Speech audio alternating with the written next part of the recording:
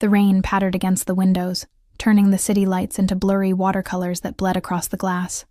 I wiped down another table, my fingers raw from the cheap sanitizer we used, the smell of bleach mixing with the lingering scents of garlic, basil, and red wine. Trattoria Bella Notte wasn't much. Just another Italian restaurant tucked away in a forgotten corner of the city. But it was my anchor in a storm of unpaid bills and broken dreams. "Emma, table 7 needs more bread," Marco called from behind the counter, his voice tinged with the fatigue that came from running a restaurant 16 hours a day. "On it," I replied, tucking a strand of my chestnut hair behind my ear. My feet ached in the black non-slip shoes I'd bought secondhand, the memory of my art school tuition bills hanging over me like a guillotine. 1 more month of double shifts, I promised myself. 1 more month, and maybe I could make the minimum payment. The Friday night crowd had thinned as midnight approached. Only 3 tables remained occupied. A young couple lost in each other's eyes, a group of college students splitting the cheapest pasta dish on the menu, and table 12, tucked in the corner beneath the soft glow of a vintage sconce. I'd noticed him the moment he walked in. It was impossible not to. He hadn't arrived like our usual customers, rushing in from the rain with hunched shoulders and dripping umbrellas. Instead, the door had opened, and the ambient noise of the restaurant had simply stopped. A broad-shouldered man had entered first, his eyes scanning the room with mechanical precision before nodding almost imperceptibly. Only then had he walked in. Tall, with shoulders that filled out his charcoal suit to perfection, he moved with the fluid confidence of a predator that had never needed to rush. His black hair, touched with silver at the temples, was slicked back from a face that seemed carved from Italian marble. All sharp angles and shadows, but it was his eyes that made my breath catch, dark as espresso and just as intense, missing nothing as they swept across the room. A second man followed behind him, equally vigilant but clearly deferential. They were led to table 12, the best in the house, without even having to ask. I wasn't supposed to serve that section tonight, but Lucia, who usually handled the VIP corner, had whispered frantically to Marco, her face pale. 5 minutes later, I was told I'd be taking the table instead. "Just don't screw it up," Marco had hissed, a bead of sweat trailing down his temple. "Whatever he wants, he gets. Understand?" I didn't. Not really, but I nodded anyway. The men at the table hadn't looked at the menus. The 2 who'd entered first, clearly bodyguards, though I'd only seen such things in movies, remained standing until the central figure gave them a subtle nod. They took positions at nearby tables, their backs to their boss, but their eyes constantly moving.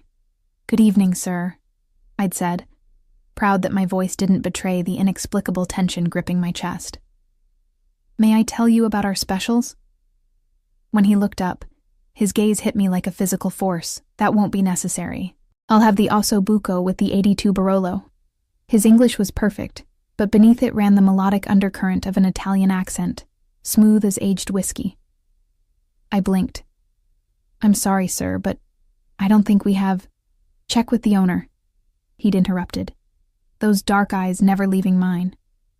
"Marco keeps it for special occasions." He'd been right. Marco nearly tripped over himself bringing up a dusty bottle from a cellar I didn't even know existed.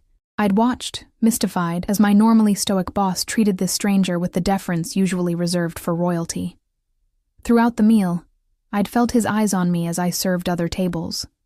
Not in the way men sometimes looked, I was well versed in ignoring those stares, but with an intensity that seemed to peel back my skin and examine what lay beneath.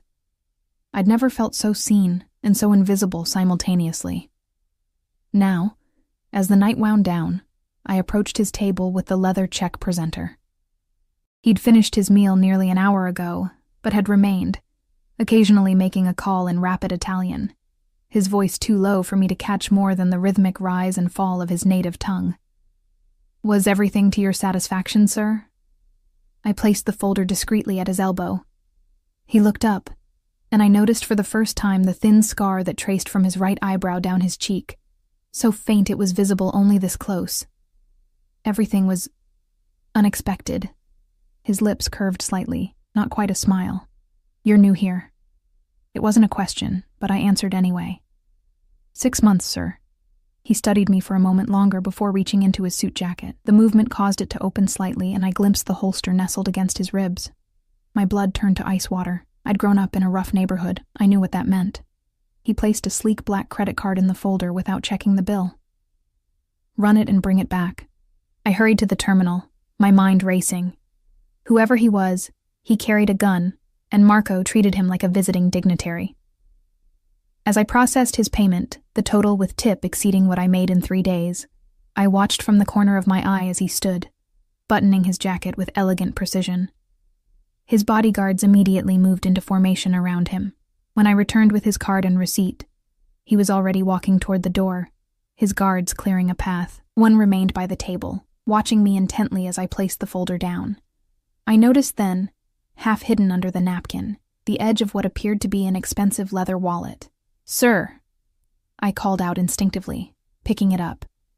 "You forgot your—" The man paused at the door, turning slowly. Something flashed in those dark eyes. Surprise, perhaps? Before it was masked by cool indifference. For a terrifying moment, the entire restaurant held its breath. "Keep it," he said finally, his voice carrying easily across the hushed space. "Consider it a tip." Then he was gone, leaving behind nothing but the lingering scent of expensive cologne and an atmosphere so tense it could snap. Marco appeared at my elbow, his face ashen. "What did you do?" I looked down at the wallet in my hands, butter-soft leather that probably cost more than my monthly rent. "He left this behind. I tried to return it." Marco snatched it from my grasp. "Are you insane? Do you have any idea who that was?" I shook my head, a creeping sense of dread building in my stomach. "That," Marco hissed, glancing nervously at the door, "was Alessio Vicario." The name meant nothing to me. "He owns half the city," Marco continued, his voice dropping to a whisper. "The parts you don't read about in the tourist brochures. If he left his wallet, it was because he wanted to." I frowned, confused. But why would anyone deliberately leave their wallet? Marco looked at me like I was a child asking why the sky was blue. Who knows why a man like that does anything, but whatever game he's playing, we are not part of it. He thrust the wallet back into my hands. "Call the number on his business card, return it, and pray he doesn't remember your face." That night, I sat on my threadbare couch in my tiny apartment, staring at the wallet on my coffee table as if it might suddenly sprout fangs. I should have just left it at the restaurant, but Marco had been adamant. This was my problem to fix. With trembling fingers, I finally opened it. Inside, I found several credit cards, a driver's license with his stone-faced photo, and most alarmingly, nearly $5,000 in cash. Who carried that kind of money? Tucked into one of the pockets was a simple black business card, no company name, just Alessio Vicario, in silver embossed letters and a phone number. My finger hovered over my phone's keypad. It was after 2 a.m., too late to call anyone, especially someone like him, but the thought of carrying around a virtual stranger's wallet, containing enough cash to solve all my immediate problems, made sleep impossible. Before I could reconsider, I dialed the number. It rang only once before a man answered. Not him. One of his guards, perhaps. "Yes?" The voice was clipped, suspicious. My name is Emma Conti. I'm a waitress at Trattoria Bella Notte. Mr. Vicario left his wallet at the restaurant tonight, and I was hoping to return it to him." A long pause followed. I could hear muffled voices in the background. "Address?" the voice finally demanded. I hesitated. "Excuse me?" "Your address. For pickup." My heart hammered against my ribs. Give my address to strange men who worked for a guy who carried a gun and thousands in cash? "I'd rather bring it to him," I said quickly, "or meet somewhere public." Another pause, longer this time. Then, unexpectedly, I heard a different voice, his voice, in the background, followed by what sounded like a soft laugh. The phone changed hands. "Ms. Conti." His voice slid through the receiver like smoke. How unexpected. I swallowed hard. "Mr. Vicario, I have your wallet. You left it at the restaurant.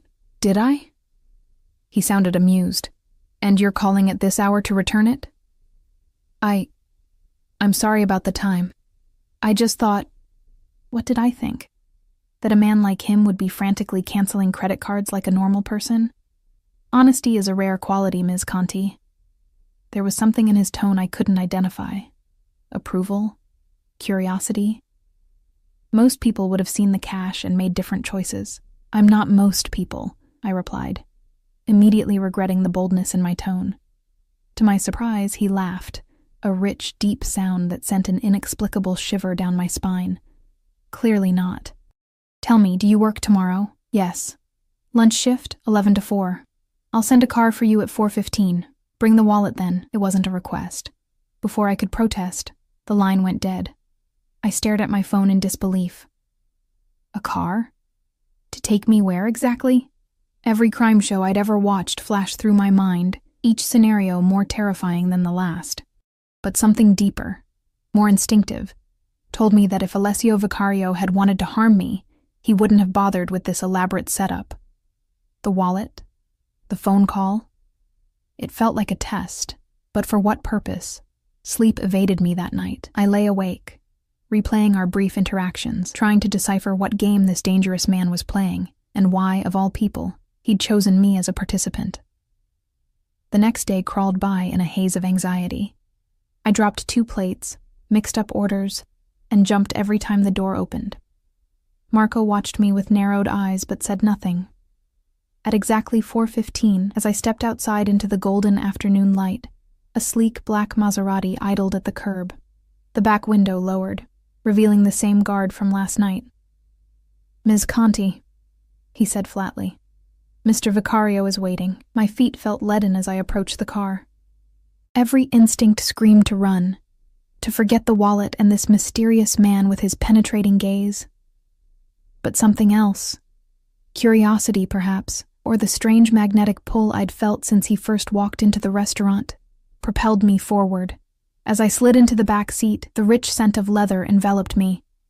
The driver pulled away from the curb with smooth precision, merging into traffic as if other cars simply made way for us. Perhaps they did. I clutched my bag containing his wallet, wondering what I'd gotten myself into. Whatever test Alessio Vicario was conducting, I had a sinking feeling I was already failing.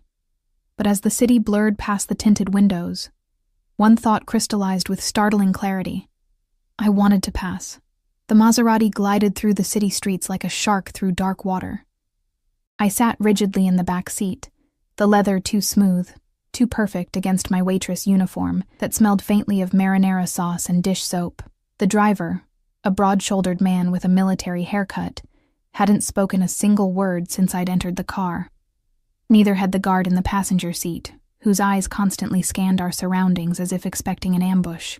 As we left the familiar grid of downtown behind, my anxiety spiked. "Where are we going?" I finally asked, my voice sounding small in the hermetically sealed luxury of the car. The guard turned slightly, his expression unreadable. "Mr. Vicario's residence." His residence. The words hung in the air like a threat, or a promise. I clutched my bag tighter, feeling the outline of his wallet inside. Such a small thing to cause such disruption in my carefully constructed life of anonymity. We turned onto a tree-lined avenue where mansions hid behind wrought iron gates and immaculate hedges. The farther we drove, the larger the properties became. Until finally, the car slowed before an imposing gate flanked by stone pillars. A discreet camera swiveled toward us. The guard pressed a button, spoke a few words in Italian, and the gates swung open silently. The driveway curved through manicured grounds, not the ostentatious gardens I might have expected, but a tasteful landscape of Italian cypress trees and architectural topiaries. The house itself rose before us, a modernist interpretation of a Tuscan villa, all clean lines and warm stone that caught the late afternoon sun like amber. 2 men in dark suits appeared as the car stopped at the entrance. One opened my door, while the other conferred briefly with our driver. I stepped out, my legs unsteady beneath me. "This way, Ms. Conti," one of them said, gesturing toward massive double doors of dark wood and iron. The foyer beyond was a study in understated wealth, soaring ceilings, marble floors, and walls adorned with what I recognized, even with my incomplete art degree, as museum-quality paintings. A Caravaggio hung opposite a small but unmistakable Botticelli, their presence in a private home nearly blasphemous. You appreciate art. The voice came from a doorway to my right. I turned to find Alessio Vicario watching me, his expression unreadable. He'd exchanged his business suit for charcoal trousers and a crisp white shirt, open at the collar, revealing a glimpse of tanned skin. Without the formality of his suit jacket, he seemed both more human and more dangerous. I was an art student, I replied, unsure why I was sharing this with him. Before I had to drop out, something flickered across his face. Interest, perhaps. What made you leave? Money. I saw no reason to lie, or the lack of it. He nodded as if my answer confirmed something for him. Come, he said, turning without waiting for my response. We'll talk in my study. I followed him down a hallway lined with what appeared to be family photographs spanning generations. Serious men in old-fashioned suits standing beside elegant women, their expressions uniformly solemn. At the end of the corridor, he opened a door into a room that felt like stepping into another century. Unlike the modern aesthetic of the rest of the house, the study was all old-world charm. Dark woods, leather-bound books, and a massive desk that looked like it had witnessed the signing of historic treaties. Floor-to-ceiling windows overlooked immaculate gardens, and beyond them, the glittering skyline of the city. Please, sit. He gestured to a leather chair positioned across from the desk. I perched on the edge, hyper-aware of my surroundings, and the man whose presence seemed to fill every corner of the room. I pulled his wallet from my bag and placed it on the desk between us. You could have kept it, he said, making no move to take it. The cash alone would have solved your financial difficulties, at least temporarily. It wasn't mine to keep, I replied simply. He studied me with those fathomless dark eyes. Many would disagree. Many would see an opportunity and take it without hesitation. Is that what this was? An opportunity? A ghost of a smile touched his lips. Perhaps a test. I don't understand. But even as I said it, pieces began falling into place. The deliberate way he'd left the wallet, the amount of cash inside. The business card with his number. You left it on purpose. He leaned back in his chair, regarding me with newfound interest. I make it a point to understand the character of people in my orbit, Ms. Conti. Money reveals truth more effectively than any interrogation. I'm not in your orbit, I countered, discomfort and indignation warring within me. I'm just a waitress who served you dinner once. And yet, here you are. His gaze swept over me, not in the lecherous way I'd grown accustomed to deflecting, but with the clinical assessment of someone evaluating a rare acquisition. I shifted uncomfortably. Why me? Why this test? He rose suddenly, moving to a sideboard where crystal decanters caught the fading sunlight. Would you like a drink? No, thank you. The last thing I needed was alcohol clouding my judgment. He poured himself what looked like whiskey, the amber liquid catching the light. You remind me of someone, he said finally, his back still to me. Someone I lost many years ago. The admission hung in the air between us, unexpectedly personal. When he turned back, his expression had hardened again, the momentary vulnerability gone so completely, I wondered if I'd imagined it. But that's not the only reason. He returned to his desk, setting his glass down without drinking from it. Your employer, Marco. Do you know much about him? The abrupt change in topic left me disoriented. Only that he owns the restaurant. Alessio made a sound that might have been a laugh, though there was no humor in it. Marco owns nothing. The restaurant, like many businesses in that district, belongs to me. The revelation hit me like cold water. You're his boss? In a manner of speaking. He picked up the wallet finally, tucking it into his pocket without checking its contents. The implicit trust, or perhaps indifference to the money, spoke volumes about his wealth. Marco has been stealing from me for nearly a year. Small amounts, skimmed from the books, but theft nonetheless. My stomach dropped. I had nothing to do with... I know. He cut me off with a dismissive wave. Marco's crimes are his own, but it raised the question of who else in my establishment might be untrustworthy. So you tested all the staff? I asked, thinking of Lucia's strange behavior the previous night. Only those who caught my attention. His eyes locked with mine, and for a terrifying moment, I couldn't look away. You passed, Emma. rather spectacularly. The use of my first name sent an unexpected shiver through me. What happens to those who fail? They find employment elsewhere. His tone made it clear the conversation on that topic was finished. But enough about Marco. Tell me about yourself. The command, delivered so casually, threw me. There's not much to tell. I disagree. He leaned forward slightly. 23 years old, daughter of Italian immigrants, third generation on your father's side, second on your mother's. Art student at the Metropolitan Institute until financial hardship forced withdrawal. No living parents. One younger sister currently attending state college on a partial scholarship. Ice flooded my veins. How do you... I make it my business to know things, Emma. The way he said my name, like he was tasting it, made my skin prickle. Particularly about people who interest me. And I interest you because I remind you of someone, I said flatly, fighting the unnerving sensation of being laid bare before him. Partly. He took a sip of his whiskey, watching me over the rim of the glass. But also because you possess qualities that are increasingly rare in this world. Integrity, resilience, pride without arrogance. You can't possibly know all that from one dinner service and a wallet. Can I? The challenge in his voice was unmistakable. Your hands. They're calloused from work, but you have an artist's attention to detail. You dropped out of school not because you lacked talent or drive, but because you prioritize your sister's education over your own. You work double shifts at a mediocre restaurant when your talents clearly lie elsewhere, and you do it without complaint. Each observation stripped away another layer of my anonymity, leaving me feeling naked and vulnerable. What do you want from me, Mr. Vicario? Alessio, he corrected, the Italian pronunciation rolling off his tongue like silk. And I'm offering you an opportunity, Emma. A real one, not a test. My guard immediately went up. What kind of opportunity? I'm in need of someone with your specific qualities. My household requires a personal assistant. Someone discreet, observant, and unquestioningly honest. I blinked, certain I'd misheard. You want me to be your assistant? I have no qualifications for... You have exactly the qualifications that matter, he interrupted. The rest can be taught, and if I refuse, something dangerous flickered in his eyes. Then you walk out that door, return to Trattoria Bellanotte, and continue your life exactly as before. This isn't an offer made under duress, Emma. I'm not that kind of man. But he was some kind of man, the kind who carried a gun, who commanded fear with his mere presence, who referred to a restaurant owner's theft as crimes, the kind of man my father had warned me about in whispered cautionary tales.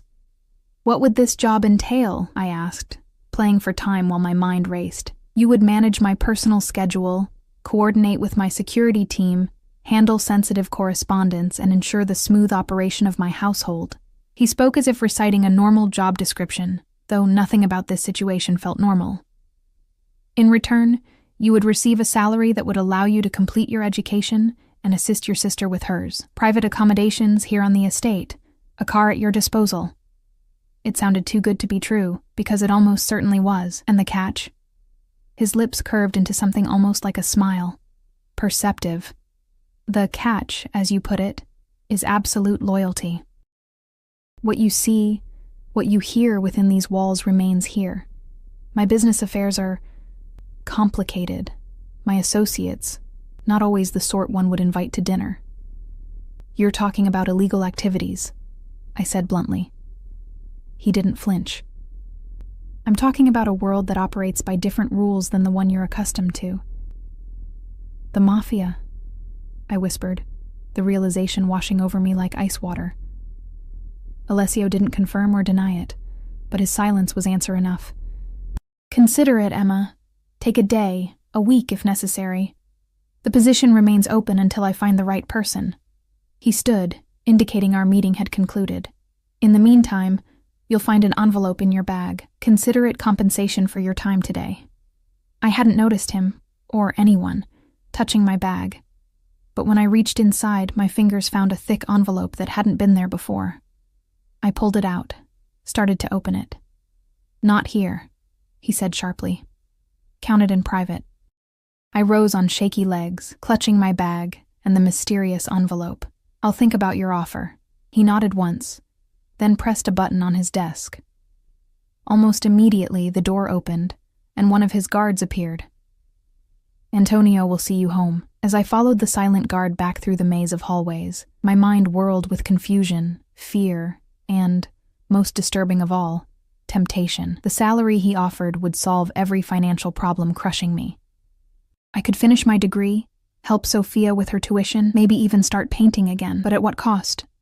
Outside, twilight had fallen, painting the manicured grounds in shades of lavender and indigo. A different car waited, still black, still expensive, but less conspicuous than the Maserati. As Antonio held the door for me, I glanced back at the house, feeling the weight of Alessio's gaze though I couldn't see him. The drive back to my apartment passed in silence. When we pulled up to my shabby building, Antonio spoke for the first time. Mr. Vicario doesn't make this kind of offer lightly. His tone was neutral, but his implication clear. He sees something in you. I clutched my bag tighter. That's what worries me. Inside my tiny apartment, I locked the door and slid the security chain into place, though I doubted it would stop anyone Alessio sent if he changed his mind about the voluntary nature of his offer. With trembling fingers, I opened the envelope. Cash spilled onto my coffee table, more money than I'd ever seen in one place. Tucked among the bills was a small card with an elegant script, for consideration. AV. I sank onto my couch, staring at the money that represented both salvation and damnation. The wallet had been a test, one designed to reveal my character. But this offer, this was a test of my soul. As night fell outside my window, I remained frozen in indecision, torn between the life I knew and the uncertain future Alessio Vicario offered. A future that promised financial security, but demanded I turn a blind eye to whatever complicated business affairs he conducted. A future tied to a man whose dark eyes seemed to see straight through to my core. The man was dangerous. Everything about him screamed it. But the most frightening realization of all was the undeniable pull I felt toward him, like a moth to a flame that would inevitably consume me. Sleep eluded me that night, my thoughts circling like vultures around Alessio's offer. By dawn, the money still lay untouched on my coffee table, both temptation and accusation. I got ready for my morning shift mechanically, the motions of showering and dressing offering none of their usual comfort. The restaurant felt different when I arrived, quieter, tense. Marco's eyes followed me as I tied my apron, his usual gruffness replaced by something that looked unsettlingly like fear. "He called me this morning," Marco said without preamble when I approached the bar for my table assignments. I didn't need to ask who he was. "About what?" Marco's hands trembled slightly as he arranged glasses. "He said you'd be taking a leave of absence. Effective immediately." His eyes, bloodshot and wary, finally met mine. "What have you gotten yourself into, Emma?" "Nothing," I said automatically, though the word felt hollow. "I haven't agreed to anything. Listen to me." Marco lowered his voice, glancing nervously at the kitchen doors. "Whatever he's offering, it's not worth it. Men like Vicario don't make offers. They create debts. Debts that can never be repaid." The warning sent ice through my veins. "You sound like you're speaking from experience." Marco's gaze dropped. "Why do you think I started skimming from the books? I needed a way out, a new identity, a chance to disappear before—" He cut himself off, his weathered face creasing with resignation.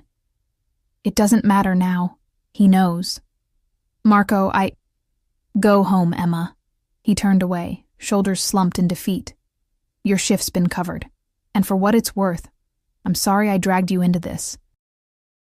I left the restaurant in a daze, the bright morning sunshine at odds with the shadow that seemed to have fallen over my life.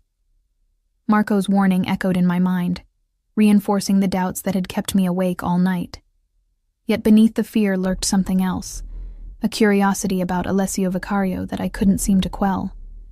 The glimpse of vulnerability when he'd mentioned someone he'd lost, the intensity in his gaze when he'd spoken of qualities he valued. The undeniable electricity I'd felt in his presence.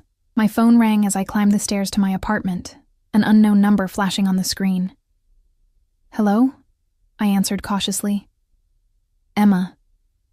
Alessio's voice, smooth as aged bourbon, slid through the receiver. Have you considered my offer? I clutched the railing for support. I need more time. Time is a luxury, Emma. Something in his tone had changed. A subtle hardening that sent warning signals racing along my nerves. One that's rapidly running out for your former employer. My breath caught. What do you mean? Marco's theft was not his only transgression. The casual way he discussed potentially ruining a man's life made my stomach clench. The authorities might be interested in certain irregularities in his immigration status, not to mention the questionable sourcing of some of his inventory. You're threatening him to get to me, I said, anger temporarily overriding my fear. I'm stating facts, Alessio replied, his tone unchanged. Marco's fate was sealed the moment he decided to steal from me. Your decision simply determines the timing. The manipulation was so blatant it should have disgusted me. Instead, I found myself weighing options, calculating outcomes like a chess player backed into a corner. If I accept your offer, I said slowly, what happens to Marco?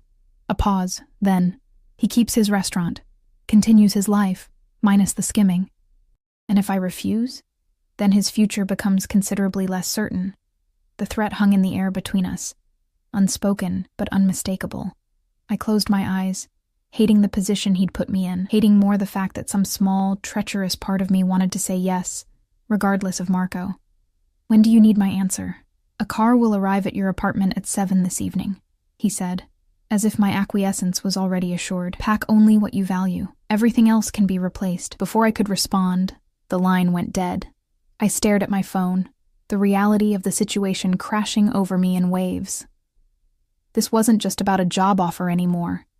By returning the wallet, by engaging with Alessio at all, I'd somehow been drawn into a world where people's lives, including my own, were bargaining chips in games I didn't understand. My apartment, which had always felt like a cramped sanctuary, now seemed exposed and vulnerable. I moved through the rooms restlessly, touching familiar objects as if to anchor myself to the life I'd known. My easel, dust-covered from months of neglect. The photo of Sophia and me at her high school graduation, her face alight with the future I'd sacrificed my own dreams to secure. The envelope of cash still lay on the coffee table, a Pandora's box I'd been afraid to fully open. Now, with trembling fingers, I counted it, $20,000 more money than I'd ever possessed at one time. Enough to clear my immediate debts. Enough to help Sophia, not enough to buy freedom from whatever web Alessio was spinning around me. At 6:30, I made my decision. I packed a single suitcase, clothes, art supplies, the few photos and mementos that mattered. I left most of the money on the table, taking only enough to cover my outstanding rent. Whatever path I was choosing, I wouldn't step onto it purchased like property. The black car arrived precisely at 7, sleek and anonymous against the curb. Antonio emerged, nodding respectfully as he took my suitcase. Mr. Vicario will be pleased, he said, opening the rear door. I haven't said yes yet, I replied, though the suitcase in his hand suggested otherwise. Antonio's expression didn't change. You're here, that's enough for now. The drive to Alessio's estate felt shorter this time, the unfamiliar landscape already taking on landmarks in my memory.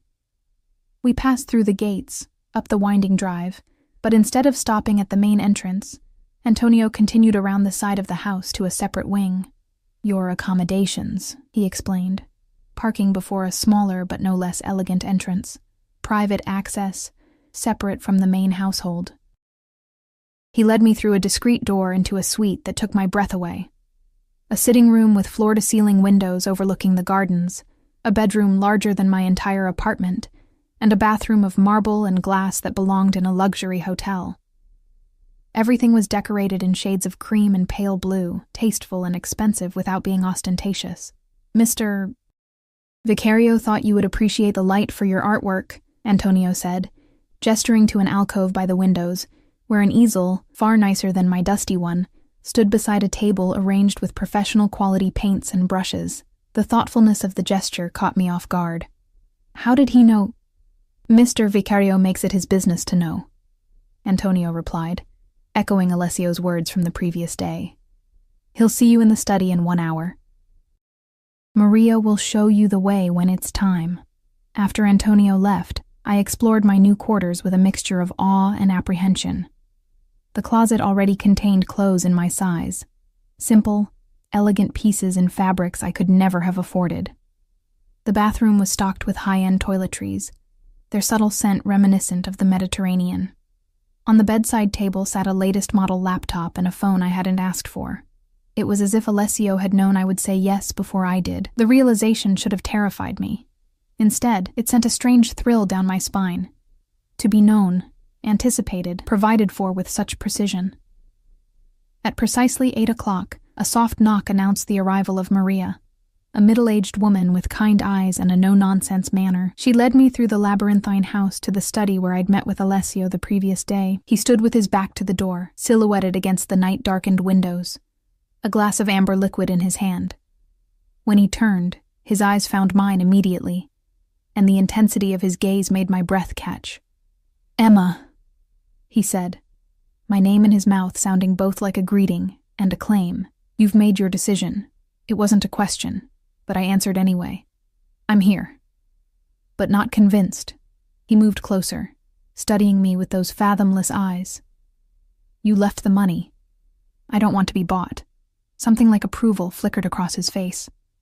"Yet you came anyway. Why?"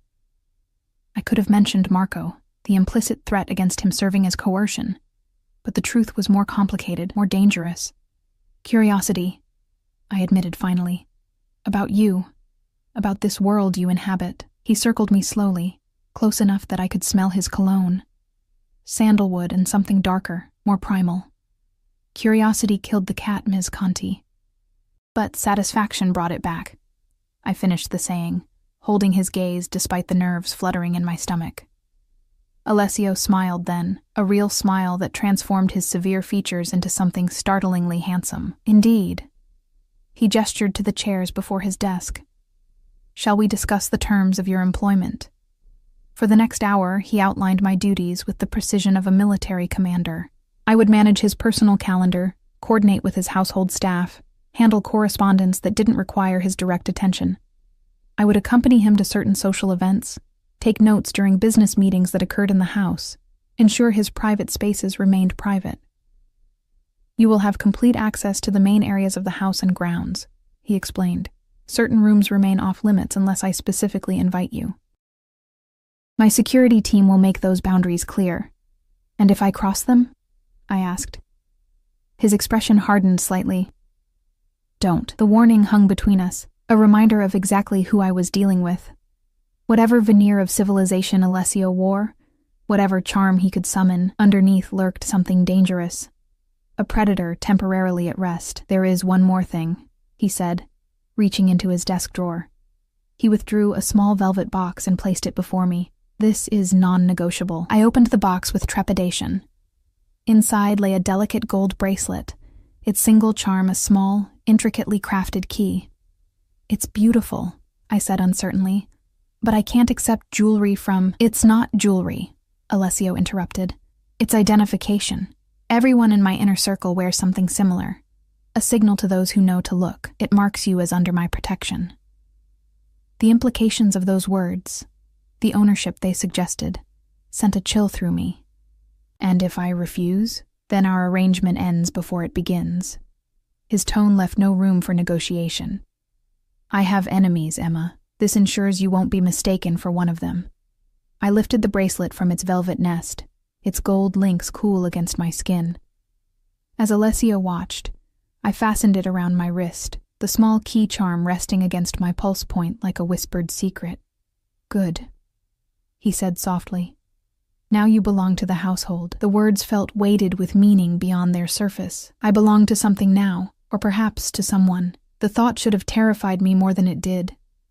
As if reading my thoughts, Alessio's expression softened fractionally. "This arrangement benefits us both, Emma. You'll want for nothing as long as you remain loyal." "And how long does this arrangement last?" I asked, suddenly needing to understand the parameters of my new cage, no matter how gilded it might be. "That depends entirely on you." He rose, indicating our meeting had concluded. "Antonio will give you a tour of the grounds tomorrow. For tonight, familiarize yourself with your quarters. Your duties begin officially on Monday." As Maria led me back through the silent house, I felt the weight of the bracelet on my wrist, a tether binding me to Alessio Vicario and whatever dark world he inhabited. I'd made my choice, stepped willingly into his orbit. The question now was whether I'd be consumed by his gravity or find a way to maintain my own trajectory. In my suite, I stood before the windows overlooking the moonlit gardens. Somewhere beyond the perfectly manicured hedges and ornamental fountains lay the city, my old life. The freedom I'd traded for security, and the protection of a man I barely knew. A man who collected people the way others collected art, valuing their specific qualities, displaying them in settings designed to emphasize their worth. I touched the key charm on my bracelet, wondering what doors it was meant to open and which ones it would forever lock behind me. The following days passed in a blur of new routines and overwhelming information. Antonio guided me through the sprawling estate, introducing me to staff members whose eyes lingered curiously on my bracelet before their expressions shifted to careful neutrality. The household ran with military precision, security teams patrolling the perimeter, domestic staff maintaining the immaculate interior.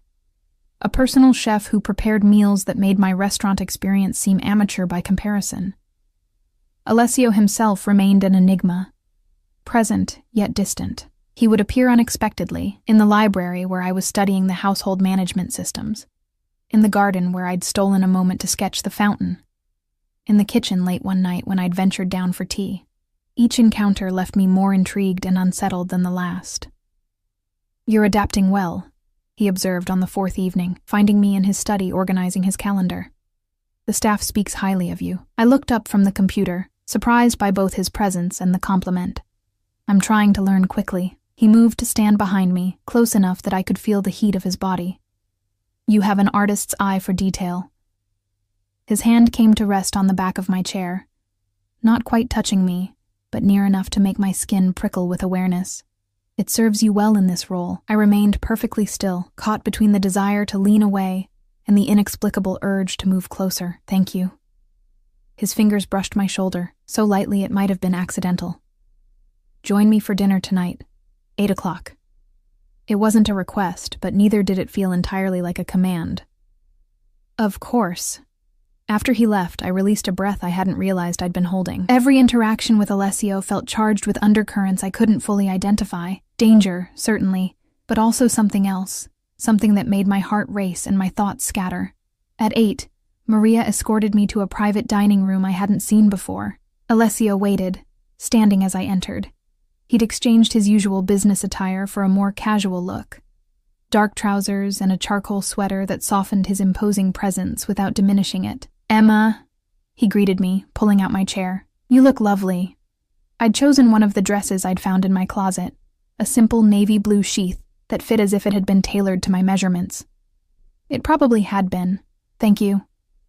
Dinner proceeded with surprising ease, the conversation flowing naturally from my adjustment to the household, to my background in art.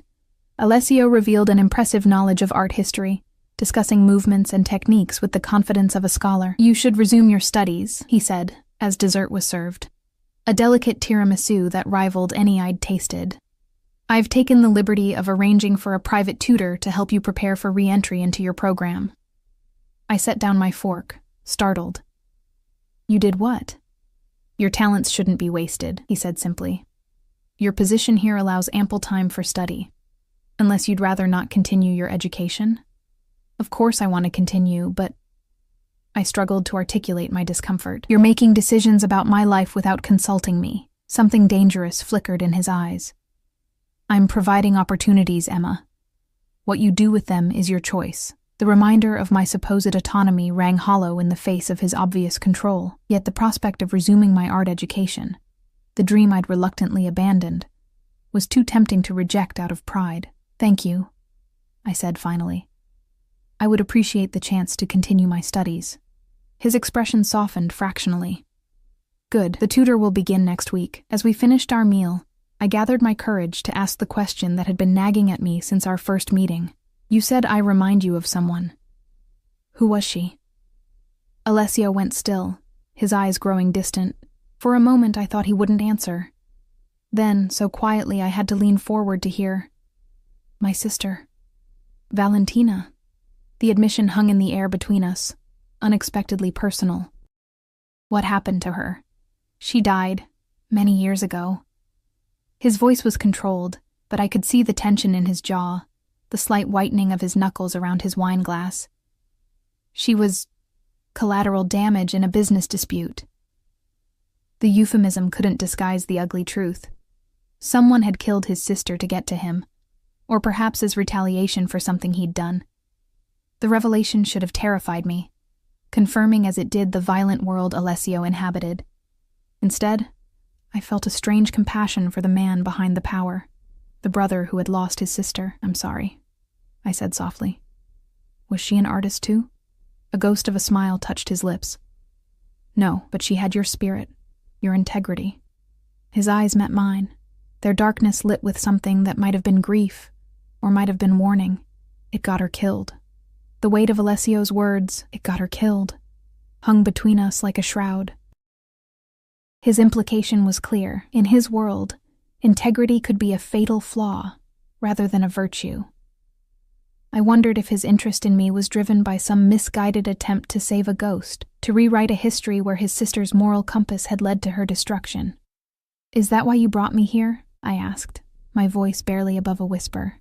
"To protect me from my own principles?" Alessio studied me, his expression unreadable. "Perhaps I brought you here to remind myself that such principles still exist." He stood abruptly, breaking the moment. "It's late. You should rest." That night, sleep eluded me. I tossed in sheets finer than any I'd ever known, haunted by the glimpse of humanity I'd seen in Alessio, the grief that had momentarily cracked his carefully maintained facade. It complicated the image I'd constructed of him as simply a dangerous man with dubious morals.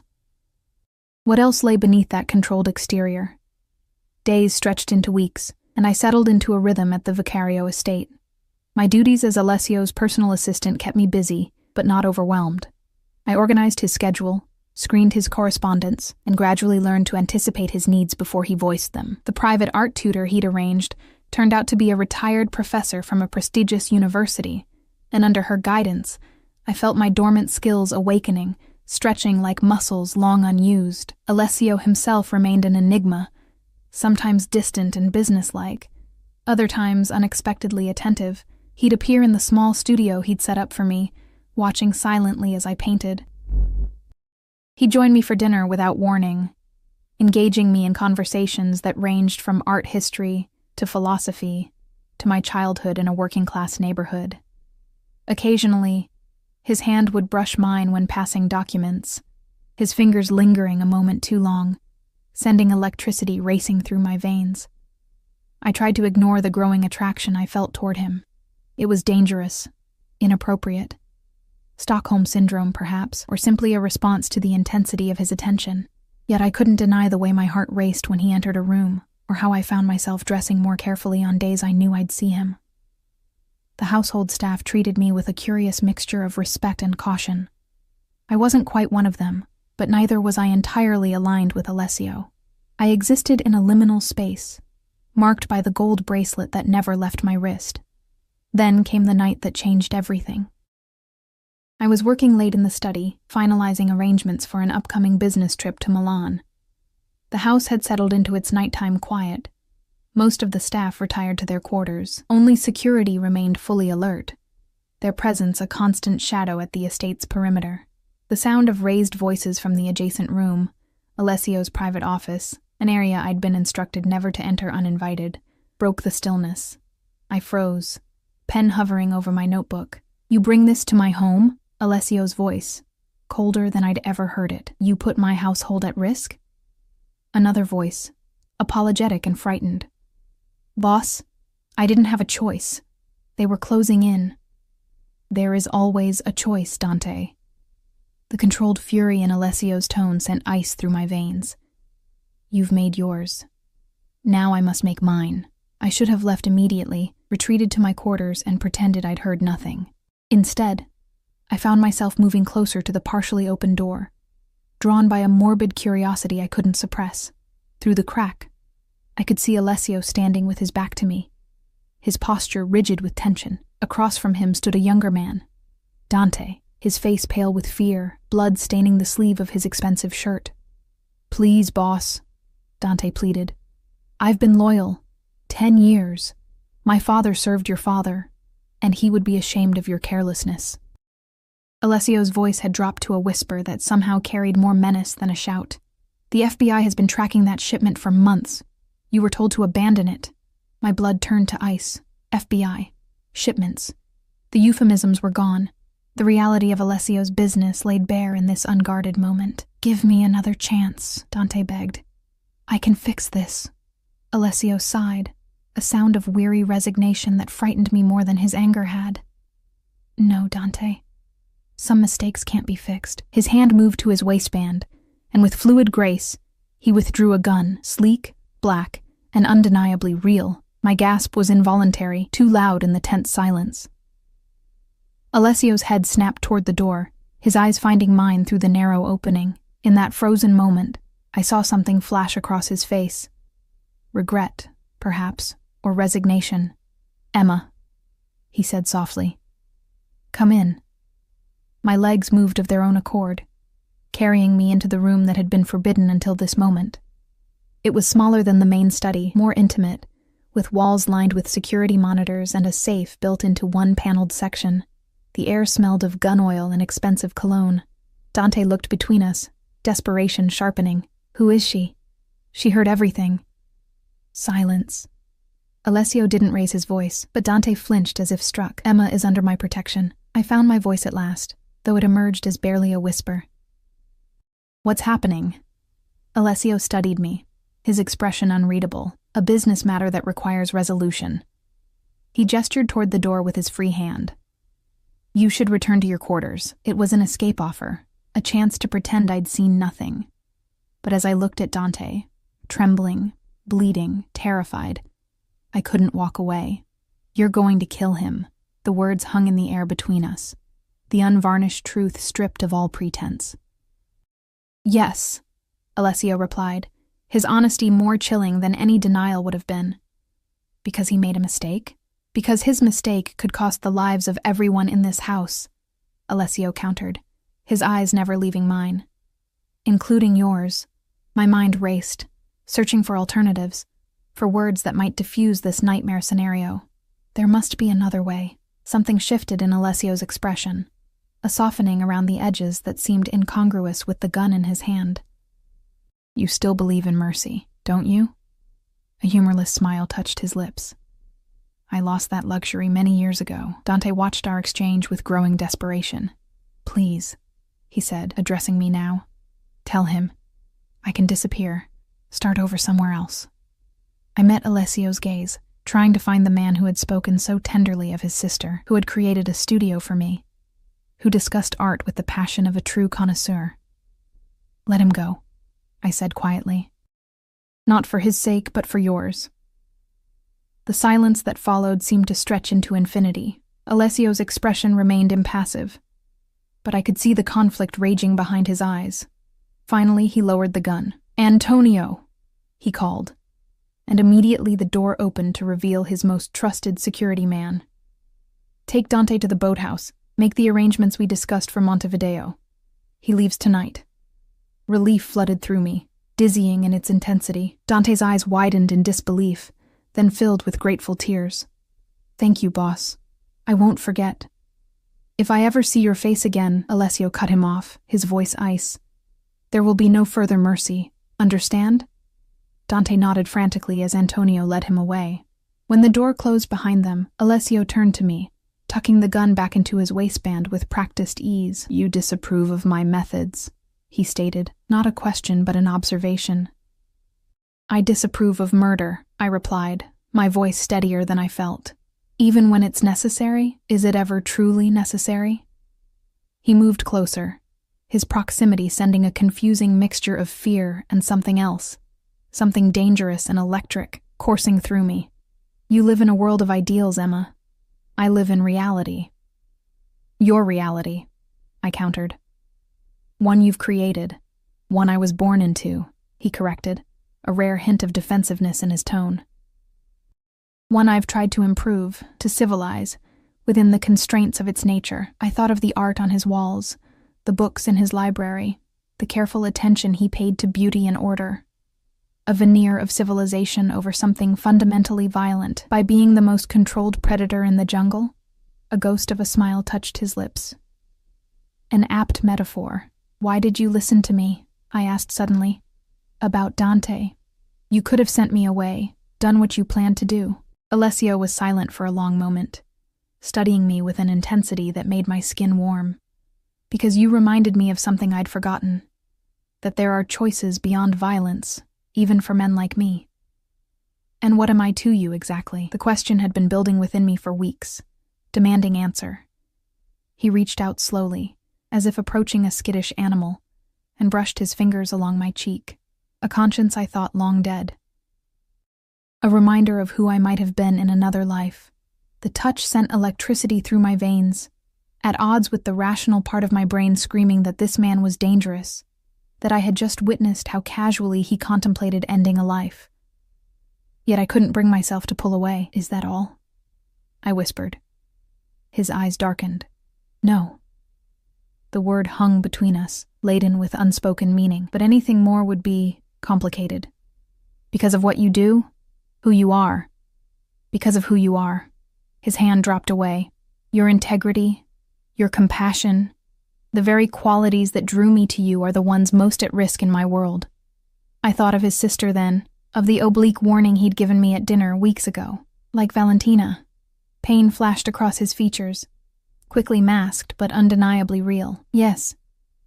In that moment of vulnerability, I saw the man beneath the Mafia boss, someone shaped by loss and the brutal world he'd inherited, someone who recognized goodness, even if he believed himself incapable of it. Without fully understanding my own actions, I reached for him, my fingers curling around his wrist, where his pulse beat strong and steady. I'm not her, I said softly, and I made my choice when I came here. Alessio went still, his eyes searching mine. Did you? Or were you coerced by circumstances, by threats against Marco, by financial necessity? The question struck me with its unexpected self-awareness. I considered it seriously, trying to untangle the complex web of motivations that had brought me to this moment. At first, perhaps, I admitted. But I've had weeks to leave, to run. I stayed. Why? The question was barely audible. I took a deep breath, confronting the truth I'd been avoiding. Because despite everything, despite knowing what you are and what you do, I'm drawn to you.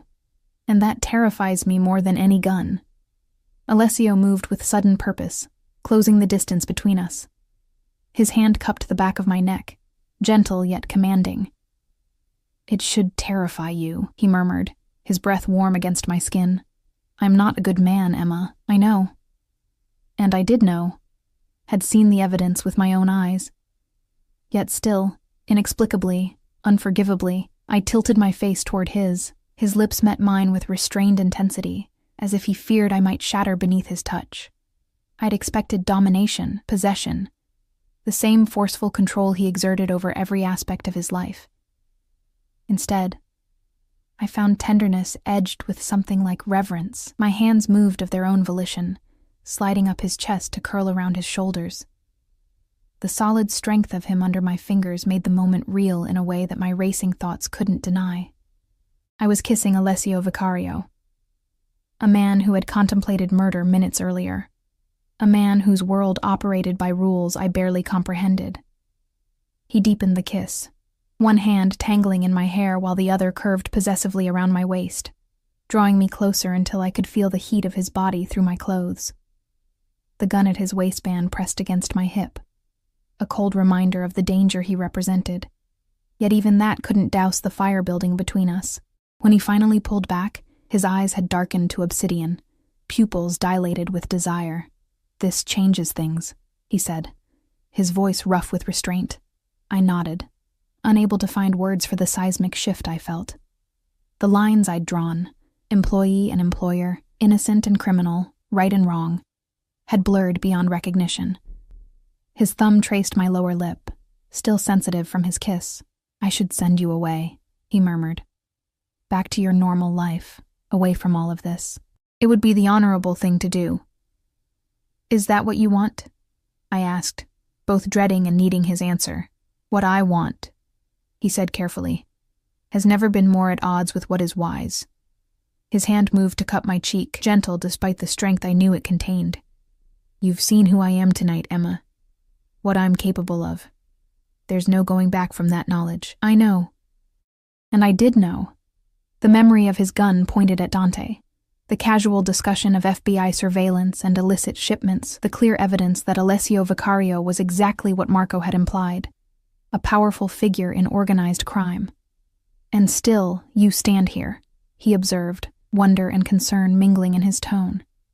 "Still I stand here," I confirmed, as puzzled by my own actions as he seemed to be. He stepped back, creating space between us that felt both necessary and painful. "It's late. We both need time to think clearly without—" He gestured vaguely between us, indicating the charged atmosphere that made rational thought nearly impossible. I nodded, grateful for his restraint, even as part of me ached for him to continue what we'd started. "Good night, Alessio." His eyes softened at my use of his first name. "Good night, Emma." As I made my way back to my quarters, my mind churned with contradictions. I had witnessed Alessio's capacity for violence, yet also his willingness to show mercy. I had felt the danger he embodied, yet also a pull toward him that defied logic or self-preservation. What did that say about me, that I could know what he was and still want him? Sleep came eventually, but brought with it dreams of dark eyes and gentle hands that turned to nightmares of blood and guns and impossible choices. I woke disoriented, sunlight streaming through windows I still wasn't fully accustomed to, silk sheets tangled around my legs. A soft knock at my door jolted me fully awake. Maria entered with a breakfast tray and an envelope. "Mr. Vicario asked me to deliver this," she said, setting both on the table by the windows. Her eyes, usually warm, held a caution I hadn't seen before. "He's left for Milan.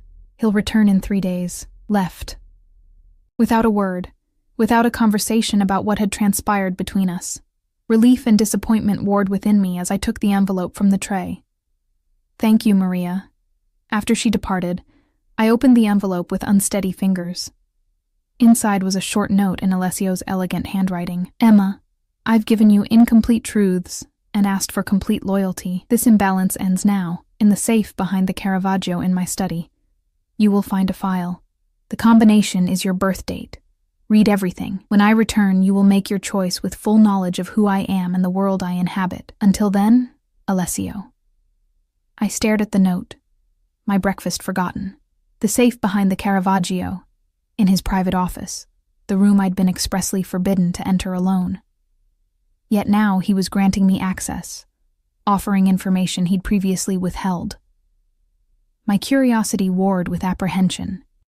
Did I truly want to know more about Alessio's criminal enterprises? Would the knowledge make it impossible to stay, or impossible to leave? I spent the morning in indecision, alternating between determination to confront the truth and fear of what I might discover. Finally, after lunch, I made my way to Alessio's private office. The security guard outside nodded respectfully, stepping aside without question. Alessio had clearly left instructions regarding my access. The office felt different in daylight, less menacing, more like the functional workspace of a businessman. I approached the Caravaggio, a dark, dramatic painting of Saint Jerome writing, and carefully lifted it from the wall to reveal the safe behind. My fingers trembled slightly as I input my birth date. The safe opened with a soft click, revealing several file folders and a small velvet box. I removed the topmost folder and opened it on Alessio's desk. Inside were documents detailing the Vicario family history, newspaper clippings, photographs, and what appeared to be police reports dating back decades. I learned that the Vicarios had begun as a Sicilian family that immigrated in the 1920s, establishing themselves first in importing businesses, before expanding into less legitimate enterprises during Prohibition. Alessio's grandfather had been a notorious figure in the heyday of organized crime. His father had begun the family's transition toward more legitimate businesses. The second folder contained information about Valentina, photos of a beautiful young woman with Alessio's dark eyes and a smile that radiated warmth. Police reports detailed her murder 15 years earlier, A targeted hit disguised as a mugging gone wrong, retaliation from a rival family after Alessio's father had refused a business partnership. The third folder was the thickest and most disturbing. Detailed accounts of Alessio's rise to power following his father's death shortly after Valentina's murder. I read with growing horror about vendettas, territorial disputes, and the calculated elimination of rivals. Yet alongside these accounts were others describing how Alessio had systematically moved family operations away from drugs and sex trafficking toward construction, real estate, and international shipping. He had established strict codes within his organization: no violence against women or children, no dealing with terrorist organizations, no involvement in human trafficking. It was a moral code with glaring holes, but a code nonetheless. One that explained why he had been willing to spare Dante at my request. The final folder contained information about me. Background checks more thorough than I'd imagined possible. Surveillance photos taken before I'd ever set foot in Trattoria Bellinot. Detailed reports on my financial situation and my sister's progress at college. Most disturbingly, there were medical records. My blood type, allergies, even genetic screening results I'd never seen. The extent of his invasion into my privacy should have outraged me. Instead, I felt a strange calm settling over me as pieces clicked into place. Alessio hadn't chosen me randomly. He'd been watching me for months, gathering information, assessing my suitability for what? The position in his household? Or something more? The small velvet box remained in the safe. I lifted it out, hesitating before opening it. Inside lay a ring. A stunning emerald surrounded by diamonds, clearly an antique and undoubtedly priceless. A note beneath it read simply, "My mother's. Should you choose to stay." The implication stole my breath. This wasn't just about employment or attraction. Alessio was offering something far more permanent, far more binding. A place not just in his household, but in his life. I closed the box and returned it to the safe, my mind reeling. Over the next 3 days, I moved through the mansion like a ghost, performing my duties automatically while my thoughts churned with everything I'd learned. I avoided the other staff as much as possible, retreating to my studio to paint scenes from memory. My childhood apartment, Sophia on graduation day, the view from my old fire escape, the life I'd left behind, rendered in oils and acrylics as if to preserve it before it faded completely. On the third evening, I heard the distinctive sound of Alessio's car on the gravel drive. Rather than wait for him to summon me, I went to his study, determined to face whatever came next on my own terms.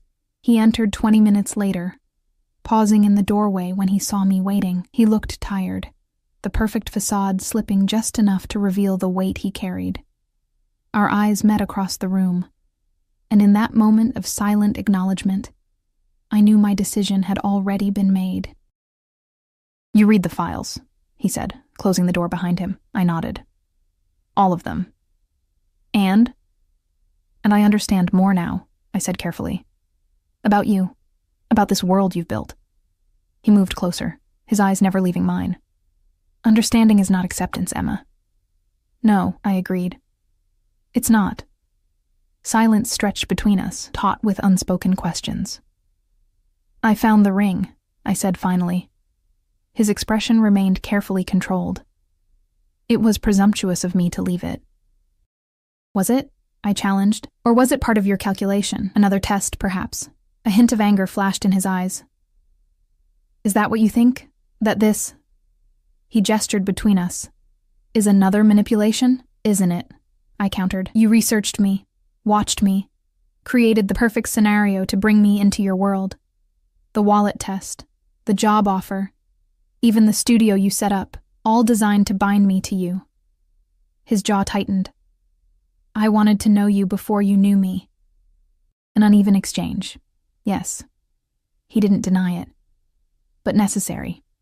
My world doesn't allow for traditional courtships, Emma. The people close to me become targets, as Valentina was, so you vetted me like a security risk. "I vetted everyone in this house," he corrected. "But only you." He trailed off, uncharacteristically hesitant. "Only I what?" He moved to the windows. looking out at the darkened gardens. Only you made me question whether the life I've built is one worth sharing. The admission hung in the air between us, unexpectedly vulnerable from a man who calculated every move. I joined him at the window, our reflections ghostly against the night beyond. "I can't pretend to approve of everything you do," I said quietly. "And I won't be party to violence." He turned to face me, his expression somber. "I can't promise you'll never be touched by it. My enemies don't honor boundaries or principles." "I know." The ring in the safe seemed to pulse like a beacon, a promise and a warning intertwined. "But I want your word that you'll continue what you've started, moving away from the old ways, building something that doesn't require bloodshed to maintain." Alessio studied me with those fathomless dark eyes. "You're negotiating terms," he observed, a note of surprised admiration in his voice. "Yes." I met his gaze steadily. "If I'm to stay, if I'm to be more than an employee, then I need to know my presence makes a difference. Not just to you, but to the choices you make." He took my hand, his thumb brushing over the delicate key charm on my bracelet. "You already have," he said softly. "More than you know. Is that enough?" I asked, the question encompassing far more than either of us could articulate. Alessio lifted my hand to his lips, pressing a kiss to my palm with a gentleness that belied his strength. "It's a beginning," he replied. "The rest we'll negotiate day by day." And in that moment, standing in the twilight of his study with the weight of all I'd learned and all I still didn't know pressing around us, I made my choice. Not with the blind innocence of the waitress who'd found a wallet, nor with the willful ignorance of a woman too afraid to face reality.